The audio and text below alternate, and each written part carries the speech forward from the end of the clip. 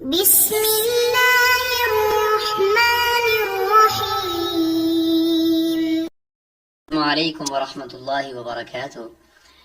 آج سبق نمبر 48 ہے اور آج کتاب الصلاۃ کو ہم مکمل کریں گے،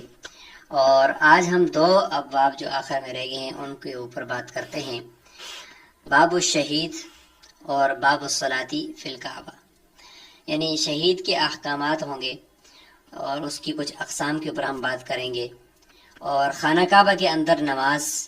پڑھنے کا کیا حکم ہے، اس کے ارد گرد نماز پڑھیں گے تو اس کا کیا طریقہ کار ہے، اور اس کی چھت پر اگر کوئی نماز پڑھنا چاہتا ہے تو کیا اس کی اجازت ہے یا نہیں ہے۔ تو اس طریقے سے آج ہمارا یہ کتاب الصلاۃ کی جو کتاب ہے یہ مکمل ہو جائے گی انشاءاللہ۔ پھر آگے سبق کے اندر کتاب الزکوٰۃ آئے گی۔ تو چلتے ہیں، سب سے پہلے ہم باب الشہید پڑھیں گے، اس کی عبارت اور تشریح، اور اس کے بعد پھر باب الصلاۃ فی الکعبہ کی طرف چلے جائیں گے۔ باب الشہید: الشهيد من قتله المشركون أو وجد في المعركة وبه أثر الجراحة أو قتله المسلمون ظلما ولم يجب بقتله دية فيكفن ويصلى عليه ولا يغسل. وإذا استشهد الجنب غسل عند أبي حنيفة رحمه الله وكذلك الصبي، وقال أبو يوسف ومحمد رحمهما الله لا يغسلان، ولا يغسل عن الشهيد دمه ولا ينزع عنه ثيابه وينزع عنه الفرو والحشف والخف والسلاح، ومن ارتث غسل. والارتثاث أن يأكل أو يشرب أو يداب أو يبقى حيا حتى يمضي عليه وقت صلاة وهو يعقل، أو ينقل من المعركة حيا. ومن قتل في حد أو قصاص غسل وصلي عليه، ومن قتل من البغاة أو قطاع الطريق لم يصلى عليه. تو یہاں تک یہ عبارت ہو گئی ہے، اور اب ہم اس عبارت کی مختصر تشریح کرتے ہیں، اس کے بعد پھر باب الصلاۃ فی الکعبہ کی طرف چلے جائیں گے۔ تو جیسے کہ آپ حضرات کو معلوم ہے کہ شہید کی دو قسمیں ہوتی ہیں۔ پہلی قسم جس کا نام ہم رکھیں گے شہید دنیاوی، اور یہاں سے اس کا ذکر شروع ہو رہا ہے۔ شہید دنیاوی یعنی دنیا میں بھی اس کے اوپر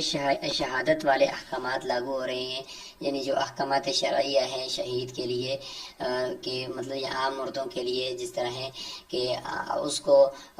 عام مردوں کے تو یہ ہیں کہ اس کو کفن دیا جائے اور اس کو غسل دیا جائے اور اس کے اوپر نماز جنازہ پڑھی جائے اور اس کے کپڑوں کو اتار کر اس کو کفن پہنا دیا جائے۔ اور شہید کے احکامات جو دنیاوی کے اندر اس کے اوپر لاگو ہوتے ہیں کہ اس کے کپڑوں کو تو نہیں اتارا جائے گا، نہیں اس کے خون کو اس سے دھویا جائے گا، بلکہ زائد کپڑے جو کوٹ ہے یا اس کا کوئی اسلحہ ہے اس کو اتار دیا، اور اس کے فوراً بعد اس کے اوپر کفن پہنا کر بغیر غسل دیے اس کے اوپر نماز جنازہ پڑھ کے اس کو دفن کر دیا۔ یہ شہید دنیاوی کہلاتا ہے۔ اور اس کے مقابلے میں دوسرا ہوتا ہے شہید اخروی۔ شہید دنیاوی کے اندر بھی تو یاد رکھیں کہ اس کو اخروی اعتبار سے وہ بھی شہید ہوتا ہے، یہ نہیں کہ دنیا میں اس کو شہادت کا رتبہ مل گیا اور آخرت میں نہیں ملے گا، بلکہ شہید دنیاوی بھی ہوتا ہے اور اخروی بھی ہوتا ہے۔ دنیا میں اس کے اوپر شہادت یعنی شہید کے جو احکام ہوتے ہیں وہ اس کے اوپر لاگو ہوتے ہیں کہ اس کو غسل نہیں دیا جائے گا اور کپڑے اس کے نہیں اتارے جائیں گے، خون اس کا نہیں دھویا جائے گا، اور آخرت کے اعتبار سے تو اس کا رتبہ ہے ہی۔ اور دوسرا ہوتا ہے شہید اخروی۔ شہید اخروی کا مطلب ہے کہ دنیا میں اس کے اوپر شہادت والے احکامات نہیں ہوں گے، دنیا میں اس کے ساتھ وہی عام مردوں کی طرح اس کے ساتھ معاملہ کیا جائے گا، اور اسی طریقے سے اس کے کپڑے اتار کر اس کو غسل دے کر اس کو کفن بنا کر اس کی نماز جنازہ پڑھی جائے گی، جبکہ آخرت کے اعتبار سے اس شہید اخروی کا اور اس پہلے والے شہید دنیاوی کا ایک ہی رتبہ ہے۔ تو یہاں سے سب سے پہلے ہم شہید دنیاوی کا ذکر کرتے ہیں، اور شہید دنیاوی کی پہلے تعریف کریں گے، یعنی دنیا میں شہادت کے جو احکامات ہیں وہ کس پر لاگو ہوں گے، کس شہید پر، تو وہ یہاں سے شروع ہو رہا ہے۔ فرمایا کہ الشہید من قتلہ المشرکون، یعنی شہید جو دنیاوی ہے اس کے اندر کامن جو بات ہے وہ یہ ہے کہ ظلم اس پر ہوا ہو، ظلماً اس کو مار دیا گیا ہو، اور یہ ہے کہ ہر حال سے اس کے اوپر ظلم ہوا، اور یعنی اگر میدان جنگ کے اندر بھی ہے تو اس نے کوئی فائدہ یعنی کوئی دوائی یا کوئی پانی وغیرہ کچھ بھی نہیں پیا، اسی صورت میں یعنی وہ گولی لگتے ہی یا تلوار لگتے ہی اسی وقت ہی وہ شہید ہو گیا، تو وہ یہاں پہ مراد ہے شہید دنیاوی۔ تو تعریف دیکھیں، اس سے آپ کو انشاءاللہ کلیئر ہو جائے گا۔ الشہید من قتلہ المشرکون، ایک تو یہ کہ غیر مسلم جس کو قتل کریں اور وہ شہید دنیاوی ہوگا، اور دنیا کے اندر اس کے جو آگے احکامات آ رہے ہیں وہ اس پر لاگو ہوں گے۔ او وجد فی المعرکہ، یا وہ میدان جنگ کے اندر پایا گیا اس حال میں کہ وہ بھی اثر الجراحتی، اس کے اوپر زخم کے آثار تھے، زخم اس کو لگے ہوئے تھے، تو غالب گمان یہی ہے، بلکہ یقین یہی ہے کہ یہ میدان جنگ کے اندر کفار کے ہاتھوں مارا گیا ہے۔ او یا دوسرا یہ کہ قتلہ المسلمون ظلما، مسلمانوں نے اس کو قتل کیا ہے، لیکن مسلمانوں نے جو قتل کیا وہ ناحق قتل کیا، ظلمن قتل کیا ہے، اور ظالم کے اوپر ولم یجب بقتلہ دیت، ظالم کے اوپر اس کی قتل کی دیت لازم نہیں ہوئی، دیت واجب نہیں ہوئی، بلکہ ابتداءً قصاص ہی واجب ہوا ہے۔ یعنی ابتداءً اگر دیت واجب ہوگی تو پھر تو وہ قتل خطا ہوگا نا، پھر تو یہ ظلم نہ ہوا، قتل خطا نہ ہو بلکہ قتل عمد ہو، اور ابتداء سے وہ قصاص ہی لازم ہوا ہو، ایسا مظلوم جو ہے وہ شہید دنیاوی کہلائے گا۔ تو یہ اس کی تعریف مکمل ہو گئی۔ فَيُكَفَّنُ، لہٰذا آگے حکم شروع ہو گیا کہ کفن دیا جائے گا، وَيُصَلَّى عَلَيْهِ، اور غسل نماز جنازہ اس پر پڑھی جائے گی، وَلَا يُغْسَلْ، اور اس کو غسل نہیں دیا جائے گا۔ تو یہاں سے آپ نے یہ تین احکامات اس کے کہ غسل نہیں دیا جائے گا، کفن انہی کپڑوں میں دیا جائے گا، آگے آ رہا ہے کہ کپڑے بھی اس کے نہیں اتارے جائیں گے، خون بھی اس سے نہیں دھویا جائے گا، کیونکہ شہید کہتے ہی اس کو ہیں کہ جو مشہود لہو بالجنہ، جس کے لیے یا تو یہ شہید فاعل بمعنی مفعول کے ہے کہ جس کے لیے جنت کی شہادت دی گئی ہے، اللہ تعالیٰ خود جنت کے بارے ان اللہ اشتری من المؤمنین انفسهم واموالهم بان لهم الجنہ، اور یا تو یہ شاہد اس میں فاعل کے معنی میں ہے کہ اس کی روح نے اور اس نے مرتے وقت اپنے شہید ہوتے وقت اپنا جو ٹھکانہ ہے اس کو دیکھ لیا، تو شاہد کا معنی دیکھنے والا، نظارہ کرنے والا، تو اس لیے اس کو شہید کہتے ہیں۔ اچھا، وَإِذَا استُشْهِدَ الْجُنُوبُ، اگر اسی شہید دنیاوی میں ایک ایسا ہے کہ جو جنبی حالت میں ہے، یعنی اس کے اوپر غسل جنابت ہے، غسل اس کے اوپر واجب تھا، اسی حالت میں وہ شہید ہو گیا، تو اس صورت میں امام ابو حنیفہ رحمہ اللہ فرماتے ہیں کہ غسل عند ابی حنیفہ، یہ شہید دنیاوی کے احکامات اس پر لاگو نہیں ہوں گے، اس کو غسل دیا جائے گا بہرحال۔ وَكَذَلِكَ الصَّبِيُّ، اس طریقے سے اگر کوئی بچہ ظلماً شہید کر دیا گیا میدان جنگ کے اندر، یا کفار نے یا مسلمانوں نے، تو اس کو بھی غسل دیا جائے گا۔ اور وقال ابو یوسف، اور امام ابو یوسف رحمہ اللہ و محمد، امام محمد رحمہ اللہ فرماتے ہیں لا یغسلانی، غسل نہیں دیا جائے گا جنبی کو بھی اور نہ ہی بچے کو بھی۔ یہ اختلاف آپس میں ان کا اس وجہ سے ہوا کہ امام صاحب فرماتے ہیں کہ جو یہ شہادت ہے نا، شہادت کا رتبہ، تو یہ جو شہادت ہوتی ہے یہ شہید سے جو غسل اس کے فوت ہونے کی وجہ سے واجب ہوتا ہے وہ تو اٹھا دیتا ہے، یعنی اس کو روک دیتا ہے، مانے ہے، لیکن جو پچھلا غسل اس پر جو زندگی کے اندر واجب ہے اس کو رفع نہیں کرتا، اس کو نہیں اٹھاتا۔ تو یعنی اس سے پتہ چلا کہ جو پہلے سے غسل ہے، امام صاحب فرماتے ہیں کہ وہ شہادت کی وجہ سے وہ غسل ختم نہیں ہوا، وہ غسل واجب ہی رہے گا، ہاں فوت ہوتے وقت جو تھا وہ معاف ہو گیا ہے، اس لیے جنبی کو غسل دیا جائے گا۔ امام صاحب کے پاس دلیل ہے کہ حضرت حنظلہ رضی اللہ عنہ کو غسیل الملائکہ اسی وجہ سے کہا جاتا ہے کہ ان کو فرشتوں نے غسل دیا جب وہ شہید ہوئے، تو حضور صلی اللہ علیہ وسلم نے ان کی بیوی سے پوچھا تو بیوی نے فرمایا کہ وہ جنبی حالت کے اندر تھے، غسل جنابت ان کا باقی تھا کہ وہ میدان جنگ کی طرف جانے کی آواز لگی تو وہ چلے گئے اور شہید ہو گئے۔ تو اس سے پتہ چلتا ہے کہ اس کو غسل دیا جائے گا، اور اس طریقے سے بچہ جو ہے اس کو بھی غسل دیا جائے گا، کیونکہ شہدائے احد کے رتبے تک جو شہید پہنچتا ہے نا اس کو شہید دنیاوی کہتے ہیں، کیونکہ ان کے ساتھ ظلم ہوا ہے وہاں پہ، اور وہ فوراً ہی میدان جنگ کے اندر شہید ہوئے تھے، کچھ بھی انہوں نے دنیاوی فائدہ حاصل اس میں نہیں کر پا سکے تھے، تو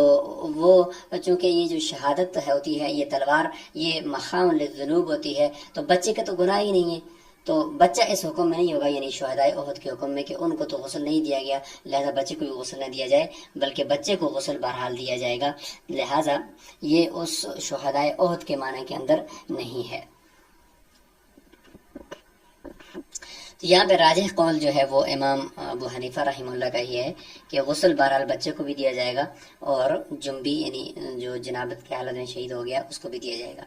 اچھا، شہید دنیوی کا آگے حکم ابھی تک جاری ہے۔ فرمایا ولا یغسل عنہ عن الشہید دمہ، اس شہید دنیوی سے یعنی دنیا میں جس پہ شہادت کے احکامات لاگو ہو رہے ہیں اس سے اس کا خون نہیں دھویا جائے گا۔ ولا ينزع عنہ ثيابہ، اور اس سے اس کے کپڑے نہیں اتارے جائیں گے، البتہ جو زائد اوپر اس نے چیزیں پہنی ہوئی ہیں۔ وَيُنزَعُ عَنْهُ الْفَرْوُ وَالْحَشْفُ، زائد کپڑے اور زائد جو اس نے اوپر جو کوٹ وغیرہ پہنے ہوئے ہیں وہ بہرحال اس سے اتارے جائیں گے۔ اور فرو کہتے ہیں چمڑے کے لباس کو، اور حشف کہتے ہیں روئی جس کے اندر بھری ہوئی ہو، کوٹ وغیرہ جسے آپ کہہ سکتے ہیں۔ والخف، اور موزہ، والسلاح، اور اسلحہ جو ہے وہ اس کی، اور اس طریقے سے کوئی خود وغیرہ اس نے کوئی جنگی ٹوپی پہنی ہوئی ہے ذرا اس کو اتار دیا جائے گا، صرف قمیص اور سلوار اس کی چھوڑ دی جائے گی، اور کفن کے جو 3 کپڑے ہوتے ہیں اگر وہ کم ہیں تو پھر ان کو پورا کر دیا جائے گا۔ تو یہ ہے شہید دنیاوی بھی اور شہید اخروی بھی۔ اب آگے شروع ہو جائے گا شہید اخروی، یعنی دنیا کے اندر تو اس کے اوپر شہادت کے احکامات لاگو نہیں ہوں گے، اگرچہ اس کو شہید بھی کہا جائے گا، آخرت کے اعتبار سے رتبہ بھی اس کا وہی ہے جو پہلے والے کا ہے، لیکن دنیا میں اس کے اوپر شہادت کے یہ احکامات شرعیہ، یعنی غسل کا نہ دینا اور کپڑوں کا نہ اتارنا، اور غسل اس سے جو خون ہے اس کا نہ دھونا، یہ احکامات دنیا میں اس پر لاگو نہیں ہوں گے، دنیا میں اس پر عام مردوں والا عمل اس پہ کیا جائے گا۔ وہ کون سا ہوتا ہے؟ اس شہید کی کیا تعریف ہے؟ وہ یہ ہے وَمَنِ ارْتَصَّ، اگر کسی نے ارتساس کیا ہو، ارتساس کی تعریف بھی آگے آ رہی ہے لیکن یہاں پہ بتا دیتے ہیں کہ جس نے کچھ فائدہ حاصل کیا ہو، دنیاوی فائدہ حاصل کیا ہو، یعنی زخمی ہونے کے بعد کچھ اس کو پانی مل گیا، کچھ دوائی مل گئی، کچھ اس نے کھا پی لیا، تو اس کا مطلب یہ ہے کہ یہ اس طریقے کا ظلمن شہید نہیں ہے، اس کی یعنی ظلم میں تھوڑی تخفیف آ گئی کہ مرنے سے پہلے اس کو کچھ دنیاوی فائدہ ملا، تو فرمایا غسل، اس کو غسل دیا جائے گا۔ اور آگے ارتساس کی تعریف کر دے گا کہ ارتساس کہتے ہیں والارتساس، ارتساس یہ ہے کہ ان یاکلا او یشربا او یداوا، کہ اس کو وہ کھا لے پی لے، او یداوا، یا اس کی کوئی دوائی وغیرہ اس کو لگا دی، اس کا علاج کر دیا، یداویہ پڑھیں تو اس نے خود اپنا علاج کچھ کروا دیا، تو معلوم مجھول دونوں کی طریقے سے یہ ترجمہ ہو جائے گا۔ او یبقى حیا، یا وہ کچھ دیر تک وہ باقی رہا، زندہ رہا، حتی یمضی علیہ وقت الصلاۃ، یہاں تک کہ اس کے اوپر ایک نماز کا وقت گزر گیا، وہ یاقل، اور وہ اس کو سمجھ سکتا تھا، یعنی اس کی سمجھ اس وقت تک کام کرتی تھی۔ او ینقل من المعرکہ حیا، یا میدان جنگ سے اس کو زندہ حالت کے اندر لایا گیا، دوسری طرف منتقل کیا گیا۔ تو ان سب صورتوں میں یہ شہید اخروی تو ہے لیکن شہید دنیاوی نہیں ہے، کہ دنیا میں اس کے اوپر شہادت والے احکامات جو تھے وہ لاگو نہیں ہوں گے، لہٰذا اس کو غسل بھی دیا جائے گا اور اس کو کفن بھی بنایا جائے گا، اس کے جو باقی کپڑے وپڑے ہیں وہ بھی اس کے اتارے جائیں گے۔ ومن قتل فی حد او قصاص، اور کی حد اور قصاص کے اندر قتل کیا گیا ہے تو وہ تو چونکہ اس نے اپنا اس کے اوپر ایک لازم حق تھا اللہ تعالیٰ کا، وہ اس نے اپنے اوپر سے اتارا ہے، تو لہٰذا اس کو اس شہید نہیں کہیں گے۔ بہرحال غسل، کیونکہ شہید تو صرف اللہ کی رضا کے لیے اپنی گردن کٹواتا ہے، جبکہ اس نے اپنی ذمہ داری پوری کی ہے جو اس کے ذمہ ایک قرض تھا۔ غسل، اس کو غسل بھی دیا جائے گا، وصلی علیہ، اور اس کے اوپر نماز جنازہ بھی پڑھی جائے گی، جیسے حضرت معاذ اسلمی رضی اللہ عنہ کے اوپر نماز جنازہ پڑھی گئی ہے۔ ومن قتل من البغاة او قطاع الطریق، ڈاکو اور باغی، یہ اگر ان میں سے کوئی قتل کر دیا گیا ہو، مسلمان ہوں اور باغی ہوں، تو لم یصلی علیہ، ان کے اوپر عبرت حاصل کرنے کے لیے، یعنی دوسرے لوگوں کو تاکہ عبرت حاصل ہو، ان کے اوپر نماز جنازہ نہیں پڑھی جائے گی، اگرچہ وہ مسلمان ہوں گے لیکن عبرت کی وجہ سے ان کے اوپر نماز جنازہ نہیں پڑھی جائے گی۔ جیسے کہ حضرت علی رضی اللہ تعالیٰ عنہ نے فرمایا تھا کہ ہمارے بھائی تھے لیکن انہوں نے ہمارے اوپر بغاوت کر دی ہے، لہٰذا ان کی نماز جنازہ ہم نہیں پڑھیں گے۔ تو یہاں پہ یہ باب شہید مکمل ہو گیا ہے۔ اب ہم باب الصلاۃ فی الکعبہ کو شروع کرتے ہیں، اور اس کی سب سے پہلے ہم عبارت کو پڑھیں گے اور اس کے بعد انشاءاللہ اس کی مختصر تشریح کرتے ہیں۔ باب الصلاة في الكعبة. الصلاة في الكعبة جائزة فرضها ونفلها، فإن صلى الإمام فيها بجماعة فجعل بعضهم ظهره إلى ظهر الإمام جاز، ومن جعل منهم وجهه إلى وجه الإمام جاز ويكره، ومن جعل منهم ظهره إلى وجه الإمام لم تجز صلاته. وإذا صلى الإمام في المسجد الحرام تحلق الناس حول الكعبة وصلوا بصلاة الإمام، فمن كان منهم أقرب إلى الكعبة من الإمام جازت صلاته إذا لم يكن في جانب الإمام، ومن صلى على ظاهر الكعبة جازت صلاته. تو یہاں تک یہ کتاب الصلاۃ مکمل ہو گیا ہے، اور اب ہم انشاءاللہ اس باب کی تشریح کرتے ہیں اور اس کے بعد پھر اس باب کو مکمل کر لیتے ہیں۔ تشریح سے پہلے آپ خانہ کعبہ کے اندرونی حصے کی زیارت کر لیں۔ خانہ کعبہ یعنی مسجد الحرام ہے، اور اس کے اندر جو سیاہ غلاف والا کعبہ ہے اس کو کعبہ شریف کہتے ہیں، خانہ کعبہ کہتے ہیں، اور یہ سب سے پہلے تعمیر کیا گیا، اور سب سے پہلے حضرت آدم علیہ السلام نے تعمیر کیا، اور اس کے بعد پھر اس کی تعمیرات چلتی رہی، تو یہ اس کا اندرونی حصہ ہے۔ تو ظاہر ہے کہ ہم اسی کی طرف پوری دنیا سے نماز کا رخ ہم کرتے وقت، نماز پڑھتے وقت ہم ادھر ہی اسی کا رخ کرتے ہیں، اور من حیث خرجت فولی وجہک شطر المسجد الحرام۔ تو اب اگر اس کے اندر ایک آدمی ہے وہ اگر نماز پڑھ رہا ہے تو حضور صلی اللہ علیہ وسلم سے ثابت بھی ہے کہ حضرت بلال فرماتے ہیں کہ آپ صلی اللہ علیہ وسلم نے نماز پڑھی ہے خانہ کعبہ کے اندر۔ تو اب اگر یہاں پہ کوئی جماعت کے ساتھ نماز پڑھتا ہے تو ظاہر ہے چاروں طرف کعبہ ہے، اس طرف بھی کعبہ ہے، اس طرف بھی، اس طرف بھی، چاروں طرف خانہ کعبہ ہے، تو کیسے پڑھے گا؟ فرماتے ہیں کہ اگر امام یہاں پہ کھڑا ہے، اگر امام یہاں پہ کھڑا ہے، کچھ لوگ اس کے پیچھے اس طریقے سے صفیں باندھے ہوئے ہیں، تو وہاں یہاں پہ اگر کچھ لوگوں کا رخ اس طرف کو ہے تو پھر بھی ٹھیک ہے، چونکہ جس طرف بھی رخ کریں یہاں پہ، کیونکہ سب طرف سے یہ چاروں طرف سے کعبہ ہے، امام کا رخ اس طرف ہے اور مقتدین کا بعض کا رخ اس طرف ہے، تو امام کی طرف اس نے پیٹھ کی ہوئی ہے، پھر بھی درست ہے، امام سے آگے نہ ہو بلکہ درست ہے۔ اور اگر دوسرا ادھر سے امام کی طرف سے چہرہ کر کے یہاں اس طرف سے ایسے کھڑا ہے اور امام کی طرف اس نے اپنا چہرہ کیا ہوا ہے، یہ بھی درست ہے، لیکن یہ مکروہ ہے۔ لیکن یہاں امام کے آگے اگر کوئی پیٹھ کر کے اس طرف کھڑا ہے، ظاہر ہے کہ کھڑا تو ادھر بھی ہو سکتا ہے کہ ہر ایک طرف کعبہ ہے، لیکن یہاں سے یہ امام کے آگے ہو کر امام کو اپنی پیٹھ دکھا رہا ہے، تو اس کی نماز پھر درست نہیں ہوگی۔ البتہ باقی جو بھی صورتیں ہوں گی وہ ان کی نماز درست ہو جائے گی۔ اور کوئی یہاں سے ایسے کھڑا ہے، اس طرف مڑ کر کھڑا ہے، تو چونکہ وہ امام کو تو غلط نہیں کرا، یعنی نماز اس کی اس وقت ناجائز ہوتی مقتدی کی کہ جب وہ امام کو غلط سمجھنے کے بعد پھر وہ رخ پھیر کر دوسری طرف کھڑا ہوتا کہ بھائی امام غلط قبلے کی طرف کھڑا ہے اور میں صحیح کی طرف ہوں، تو تب نماز اس کی مقتدی کی نہ ہوتی۔ جبکہ یہاں پہ تو سب کی نماز ہو رہی ہے جس طرف بھی کھڑے ہوں، لہٰذا اگر امام اس طرف ہے، دوسرے کا رخ اس طرف ہے، سب کی نماز ہو جائے گی۔ ایک بندے کی نماز نہیں ہوگی کہ جو امام سے آگے ہے اور یہاں سے جس طرف امام نے رخ کیا ہوا ہے تو اس نے بھی امام سے آگے ہو کر اس طرف رخ کیا ہوا اور امام کو اپنی یہاں سے پیٹھ دکھا رہا ہے، تو اس کی نماز یہاں پہ نہیں ہوگی۔ تو یہ خانہ کعبہ کے اندرونی حصے کی آپ زیارت کر رہے ہیں، یہ بھی اس کا اندرونی حصہ ہے۔ اور یہ ہے بیرونی حصہ، یعنی یہ خانہ کعبہ ہے آپ کے سامنے، یہ سارا یہ خانہ کعبہ ہے، اور اس یہ دائیں بائیں جتنی بھی ہے یہ مسجد حرام ہے، المسجد الحرام، خانہ یعنی پہلی مسجد جو بنائی گئی دنیا میں وہ یہ خانہ کعبہ، اور اس کے بعد پھر یہ مسجد حرام اس کے ارد گرد ہے۔ تو ایک اس کے اندر ابھی تک ہم پڑھ رہے تھے کہ اس کے اندر نماز پڑھنے کا کیا حکم ہے، تو اس کے اندر کی نماز کا حکم ہم نے بتا دیا کہ جس طرف بھی رخ کریں وہ مقتدی، تو نماز ہو جائے گی، ایک کی نہیں ہوگی جو امام سے آگے ہو اور امام کو اپنی پیٹھ دکھا رہا ہو۔ اور خانہ کعبہ سے باہر تو دیکھیں یہ لوگوں کے جس طریقے سے حلقے بنے ہوئے ہیں، چونکہ ہر طرف سے خانہ کعبہ ہی ہے اور قبلہ ہی ہے، تو اس قبلے کی طرف سے جس طرف سے بھی آپ رخ کریں گے تو یہ قبلے کی طرف سے ہوگا، لہٰذا حلقہ باندھ دیں گے لوگ، عبارت میں ہے کہ حلقہ باندھیں گے اس طریقے سے، اور ان کی یہ نماز ہو رہی ہوگی۔ ہاں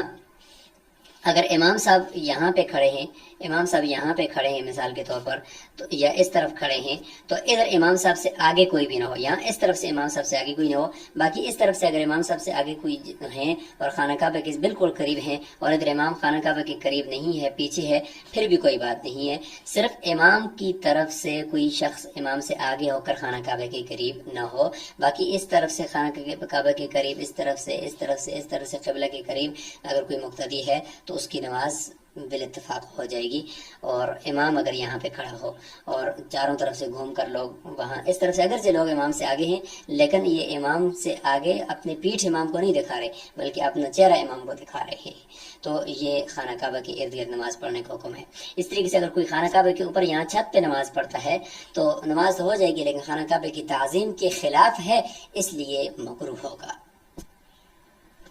اب عبارت دیکھیں، باب الصلاۃ فی الکعبہ، کعبہ کے اندر نماز پڑھنے کا حکم اور اس طریقے سے اس کے ارد گرد نماز پڑھنے کا حکم سارا اس باب کے اندر بیان کیا گیا ہے. اور آخر میں برکت کے لیے اس باب کو آخر میں لائے تاکہ ایک بہت عظیم نماز جو ہوتی ہے وہ خانہ کعبہ کے اندر پڑھی جاتی ہے، اس لیے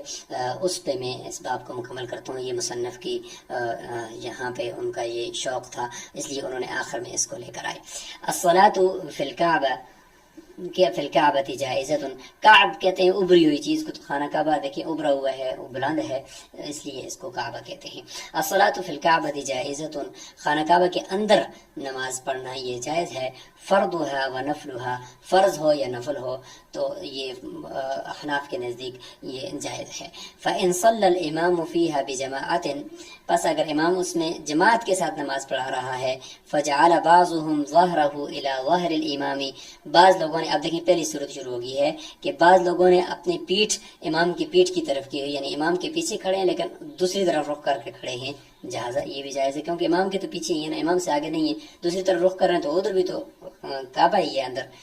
ومن جعل منهم وجهه الى وجه الامام، اگر ان میں سے کسی نے امام کی طرف اپنا چہرہ کیا ہوا ہے، یعنی امام سے آگے ہیں لیکن دوسری طرف سے امام کی طرف مڑ کر کھڑے ہیں، تو وہ بھی تو گویا کہ قبلے کی طرف ہی ان کا رخ ہے، تو یہ بھی جائز ہے. لیکن چونکہ امام کو سامنے سے دیکھ رہے ہیں تو یہ مکروہ ہو جائے گا، لیکن جائز پھر بھی یہ ہے. ومن جعل منهم ظهره الى وجه الامام، تیسرا وہ ہے کہ جو اپنی پیٹھ امام کے چہرے کی طرف کر رہا ہے، یعنی امام سے آگے ہے اور اپنی پیٹھ امام کی طرف ہے اور اس کو آگے کی طرف قبلے کی طرف اس نے اپنا رخ موڑا ہوا ہے، تو یہ کو ہے کہ شمار ہوگا کہ یہ امام سے آگے ہے، اس لیے اس کی نماز نہیں ہوگی. لم تجز صلاته. واذا صلى الامام في المسجد الحرام، اگر امام مسجد الحرام کے اندر نماز پڑھا رہا ہے، یعنی وہ خانہ کعبہ کی جو مخصوص جگہ ہے سیاہ غلاف کے اندر، اس کے اندر نہیں پڑھا رہا، پہلے تو اندر کا حکم تھا نا، یہ پہلی تین صورتیں. اب اس سے باہر ہے اور باہر جو صحن ہے اور مسجد حرام کا جو صحن ہے اس کے اندر نماز پڑھا رہا ہے اور خانہ کعبہ جو سیاہ غلاف والا ہے اس کی طرف رخ کیا ہوا ہے سب نے، اس جگہ پہ اگر نماز پڑھا رہا ہے مسجد حرام کے اندر، تو تحلق الناس حول الکعبہ، تو لوگ سارے خانہ کعبہ کی طرف یعنی کہ قبلہ کے ارد گرد اپنا حلقہ باندھ دیں گے، جس طریقے سے ابھی ہم نے دیکھا کہ گولائی کی صفحے بنی ہوئی تھی. وصلوا بصلاۃ الامام، امام کی نماز کے ساتھ وہ بھی اپنی نماز پڑھیں گے. فمن كان منهم اقرب الى الكعبہ، پس ان میں سے جو کعبہ کے قریب ہو، من الامام، امام کی طرف سے، جازت صلاته، اس کی نماز بھی ہو جائے گی. یعنی جس سمت میں امام کھڑا ہے اسی طرف سے کوئی آدمی خانہ کعبہ کے قریب ہے لیکن امام سے پیچھے ہی پیچھے ہے، امام سے آگے نہیں ہے، تو اس کی نماز ہو جائے گی. دیکھیں آگے شرط آ گئی ہے کہ امام سے بہرحال وہ پیچھے ہی تھا تو اس کی نماز ہو گئی ہے. اذا لم يكن في جانب الامام، یعنی اگر کوئی آدمی امام سے قریب ہے، اس عبارت کو ایک دفعہ پھر دیکھیں کہ فمن کانا منہم، اگر مقتدیوں میں سے کوئی اقرب، زیادہ قریب ہے، اقرب کا معنی کیا ہے یہاں پہ، جو مقتدیوں میں سے زیادہ قریب ہے، الی الکعبہ، کعبہ سے، من الامام، امام سے، یعنی امام کی طرف سے نہیں بلکہ امام سے زیادہ قریب ہے، چاہے وہ دوسری طرف سے ہو، امام والی طرف سے نہیں بلکہ دوسری کسی طرف سے ہے لیکن امام سے زیادہ وہ قریب ہے، تو جازت صلاته، اس کی نماز جائز ہے. اذا لم یکن من جانب الامام، جب وہ بشرط ہے کہ وہ امام کی طرف سے نہ ہو. اذا لم یکن من جانب الامام، یعنی امام سے تو زیادہ قریب ہے لیکن وہ دوسری طرف سے ہے، دائیں سے ہے، بائیں سے، لیکن جس سمت میں امام کھڑا ہے اس طرف سے وہ امام سے آگے نہیں ہے تو اس کی نماز ہو جائے گی. ومن صلی علی ظاہر الکعبہ، اور اگر کوئی کعبہ کی چھت پر نماز پڑھ لیتا ہے تو اس کی نماز ہو جائے گی. جازت صلاۃ، اس کی نماز ہو جائے گی، لیکن چونکہ تعظیم کے خلاف ہے تو اس لیے فرمایا الا انہ یکرہ، حاشیے کے اندر ہے کہ نماز اس کی مکروہ ہو جائے گی، کیونکہ لما فیہ ترک التعظیم، اس کے اندر خانہ کعبہ کی تعظیم جو ہے وہ اس کا ترک لازم آتا ہے. تو خلاصہ یہ نکلا کہ خانہ کعبہ کے اندر بھی اور اس کے ارد گرد بھی اور اس کی چھت پر بھی نماز پڑھنا جائز ہے. کس کی نماز جائز نہیں ہے؟ وہ وہی ہے کہ جو امام کی طرف سے امام سے آگے بڑھ کر اس کو اپنی پیٹھ پہ کھا رہا ہو، چاہے وہ خانہ کعبہ کے اندر ہو اس کی نماز بھی نہیں ہوگی، اور چاہے وہ خانہ کعبہ سے باہر امام کی طرف سے وہ خانہ کعبہ کے قریب تو ہو گیا ہے اور وہ بہت زیادہ قریب ہے اور امام سے آگے بڑھ گیا ہے، تو وہاں پہ آگے بڑھنا جائز نہیں ہے. باقی ارد گرد جہاں سے بھی وہ امام سے قریب زیادہ قریب ہو، بے شک امام دور ہو لیکن وہ زیادہ قریب ہو، پھر بھی اس کی نماز ادھر سے ہو جائے گی. تو یہاں پہ باب کتاب الصلاۃ مکمل ہو رہا ہے. آپ پورے کتاب الصلاۃ کو ایک دفعہ پھر دیکھ لیں، اس کے اندر جتنے ابواب ہیں ان کو ایک دفعہ ایک نظر سے دیکھ لیں تاکہ آپ کو آئیڈیا ہو جائے کہ پورے کتاب الصلاۃ کے اندر ہم نے کتنے ابواب پڑھ لیے ہیں اور اس میں کیا کیا مسائل ڈسکس ہوئے ہیں. تو دہرائی آپ کے لیے بہت ضروری ہے تاکہ ہم کتاب الزکوٰۃ کو شروع کریں تو اس سے پہلے ہمیں یہ کتاب مکمل طور پر اس کے اوپر ہمیں شرح صدر ہو. السلام علیکم ورحمۃ اللہ وبرکاتہ.